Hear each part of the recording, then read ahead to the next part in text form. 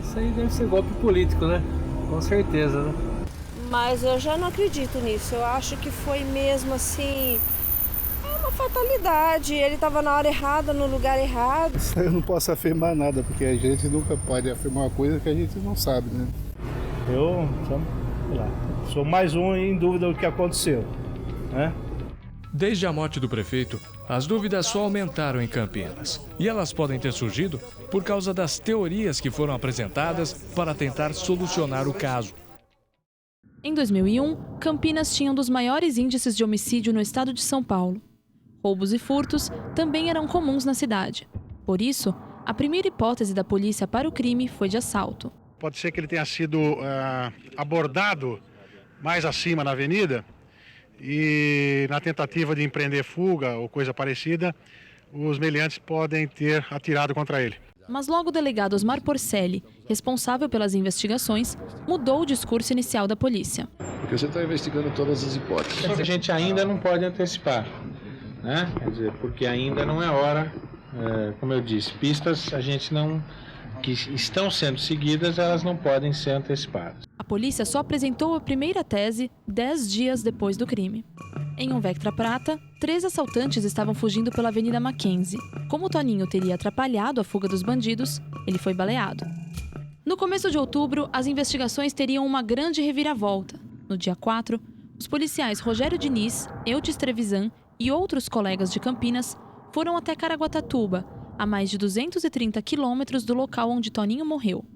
Lá, eles mataram 4 suspeitos de crimes na região de Campinas. Diniz e Eudes não tinham avisado as autoridades do litoral sobre a diligência. A gente estava fazendo o nosso papel, que eu prefiro guardar aqui para o público em sigilo. A gente queria realmente derrubar um pessoal que a gente sabe que está dando trabalho e que poderia ser derrubado. Era claramente criminosa a atuação de policiais de Campinas atuando numa outra comarca, sem ninguém saber, sem ninguém estar lá. Eles não tinham autoridade para ir a Caraguatatuba e fazer nada lá. Dias depois, a polícia de Campinas disse que 4 jovens, em depoimento na vara da infância e juventude, confessaram a morte de Toninho.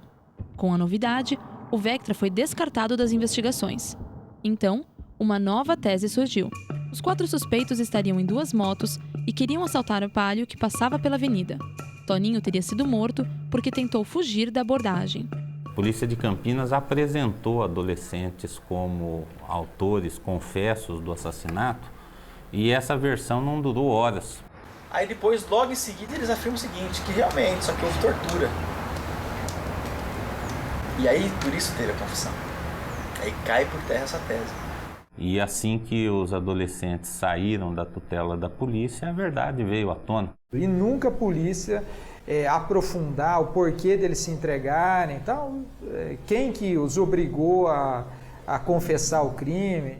Nós procuramos o delegado Porcelli, mas ele não retornou nossos contatos. A acusação de tortura e as mortes em Caraguatatuba já eram alvo de críticas para a polícia de Campinas, que convivia com o problema desde o começo das investigações, a cena do assassinato do prefeito Toninho. O local do crime não foi respeitado pela polícia. Esse é apenas o início de uma imensa gama de erros. Você tem lá a bala, mas aí passou pela mão de tanta gente que, sabe, a prova também vai embora. E aí no laudo de balística, o perito toma um hiper cuidado em não afirmar ter certeza que é de fato a bala que estava no dia do assassinato do Toninho. A falta de cuidados no local também atingiu a família de Toninho, quando ainda não sabia do crime. Eu estava lá no meu quarto, minha mãe entrou nervosa que ela tinha ligado no celular do meu pai. E tinham atendido e falado que era da polícia. Na verdade, acho que nem tinham falado isso. Atendeu uma voz estranha, perguntando se queria falar com ele. Falaram que era da polícia. Minha mãe desligou, porque ficou nervosa. Aí, nisso, ela achou que tinham sequestrado meu pai. Eu liguei no celular dele. Atendeu um homem falando se eu queria falar com o prefeito. Quem que era, se eu queria falar com o prefeito. E nisso, minha mãe ligou no 90 para a polícia e perguntou o que tinha acontecido e foi assim que a gente recebeu a notícia. Veja bem, foi detectada essa ligação no telefone dele. Agora, não se descarta também a possibilidade de alguém ter usado esse telefone e pedir uma celeridade maior numa chegada de viatura ou num eventual reforço. Nós estamos averiguando, mas também não se sabe nada sobre isso. Sabe que teria sido esse telefonema? Esse telefonema teria sido aproximadamente uns 20 minutos após os fatos, pelo que a gente sabe. O fato de um PM atender o telefone do Toninho logo na sequência, isso não só ignorância total da preservação que se devia fazer ali, mas o tratamento dado é muito amador, né? O tratamento dado a essa situação. Então, atribuir amadorismo para não falar aqui de intenções eventuais e se desconfigurar isso. O Ministério Público chegou a uma nova linha de investigação cerca de 2 meses depois da morte de Toninho. Ela era diferente da tese da polícia sobre os jovens. Uma testemunha disse que foi ultrapassada por um Vectra prata em alta velocidade. Momentos depois, ela teria escutado disparos. Essa informação fez os promotores pedirem o reinício das investigações. A pressão sobre a polícia de Campinas só aumentou com essa nova informação. E em dezembro, o caso foi para o Departamento de Homicídio e Proteção à Pessoa, por decisão da Secretaria de Segurança Pública. Aqui em São Paulo, a opção do DHPP foi de reconstruir a investigação da Polícia de Campinas para tentar encontrar novas hipóteses. No comando do caso, o delegado Luiz Fernando Lopes Teixeira anunciou em janeiro de 2002 que tinha uma novidade nas investigações. Mas ela só apareceu ao público 1 mês depois, com a prisão de Wanderson Newton de Paula Lima. Aos 22 anos, Andinho, como é conhecido, tinha fama de maior sequestrador da região de Campinas. E foi por causa de um sequestro que a polícia o ligou à morte de Toninho. 4 dias depois do assassinato, a quadrilha dele sequestrou um menino de 9 anos. Na ação, foi utilizada uma pistola 9mm, que poderia ser a mesma arma usada na noite de 10 de setembro. E sobre este dia, surgiu uma nova tese. Depois de uma tentativa mal sucedida de sequestro, a quadrilha de Andinho, que estava em um Vectra, fugiu em alta velocidade pela Avenida Mackenzie. Toninho, que dirigia seu carro pela via, foi alvo de 3 tiros. Mas o que cria suspeitas nessa versão é o que acontece no momento em que Andinho foi preso, em uma chácara de Itu, a cerca de 60 quilômetros de Campinas. Andinho tinha a companhia da namorada e de um policial militar. Além dos 3, também estava lá o ex-PM Valdeci de Souza Moura, o Fiinho, que foi morto no local. Fiinho é um dos suspeitos de estar no Vectra no momento da morte do prefeito. Ele e Andinho ainda teriam a companhia de Valmirzinho e Anzo, outros 2 integrantes da quadrilha. Eles foram 2 dos 4 mortos de Caraguatatuba em outubro de 2001. A polícia se deslocou para Caraguatatuba sem mandato, fez campana na porta de um condomínio fechado, renderam a segurança e neutralizaram as imagens do circuito interno do condomínio para, de madrugada, realizar a execução. É muito estranho os policiais de Campinas saírem de Campinas para São Paulo, para Caraguatatuba, de madrugada, pulam o condomínio, o muro desse condomínio, arrombam a porta, de madrugada os meninos estavam dormindo. Realmente foi uma ação deliberada de queima de arquivo, de retaliação, né? E que levou a um protagonismo importante da ouvidoria da polícia. À época, o ouvidor era o Dr. Firmino Fecchio. Matar 4, às 4h30 da manhã, né, sem mandado judicial, sem nada, é ilegal, eu já desci a boca no mundo. O DHPP só completou a tese depois de falar com Cristiano Nascimento de Faria, o Cris, que fazia parte da quadrilha de Andinho. Em depoimento, ele afirma que Anzo foi o autor dos disparos e que Andinho estava no Vectra.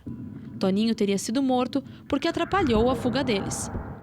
A investigação do DHPP, apoiada pelo Ministério Público, desagradou a família e amigos. Quando o Ministério Público apresentou o relatório, nós sentimos mais ainda a dificuldade de aceitar o que eles apresentaram. Porque nós sabíamos que a investigação não estava sendo bem conduzida. Antônio encontrou muitos interesses. A primeira coisa que a gente levou para a polícia, nós montamos uma comissão lá para acompanhar o inquérito, foram os interesses que estavam sendo contrariados na prefeitura. Eu tenho certeza absoluta que meu pai morreu, que foi um crime político. Tenho certeza absoluta que ele morreu por ele ser quem ele era. Eu acho que não é comum alguém passar, você está dirigindo, alguém passar do seu lado, olhar pra você e dar um tiro, né? Só você tentar roubar sua carteira, você reage, vai tentar fazer uma fuga, você foge, e aí tem um disparo, mas aí você reagiu. Agora, sem reação... Nenhum representante do Ministério Público quis gravar a entrevista, mas conseguimos conversar com o promotor Fernando Viana sobre o caso. Ele disse que o Ministério Público fez tudo o que poderia ter sido feito. Além disso, ao contrário da família, que pede a entrada da Polícia Federal no caso, ele alegou que o DHPP é o melhor órgão para investigar um crime como este. Nós também conversamos com o delegado Teixeira, do DHPP, mas ele não quis gravar a entrevista. Sobre a acusação, ele disse que todas as suspeitas foram investigadas. Ele também nos explicou que, como as provas davam certeza à participação da quadrilha de Andinho, as outras teorias perderam força. A conclusão do DHPP dividiu a comissão criada para acompanhar o caso. Criamos uma comissão para acompanhar as investigações. Secretário jurídico, mais a representante da família, a Rosiana, o Paulo, o irmão dele, e pessoas mais próximas do Toninho faziam parte dessa comissão para acompanhar as investigações. A comissão ela se dividiu na avaliação do inquérito. Parte da comissão, inclusive eu, achávamos que o crime foi efetivamente executado por esses membros da quadrilha do Andinho. No entanto, uma outra parte da comissão não aceitou esse resultado e acredito que a última resolução, a última nota da comissão expressa esse acordo básico que tivemos entre nós, né? O questionamento em relação à produção da prova e o questionamento em relação a eventuais mandantes.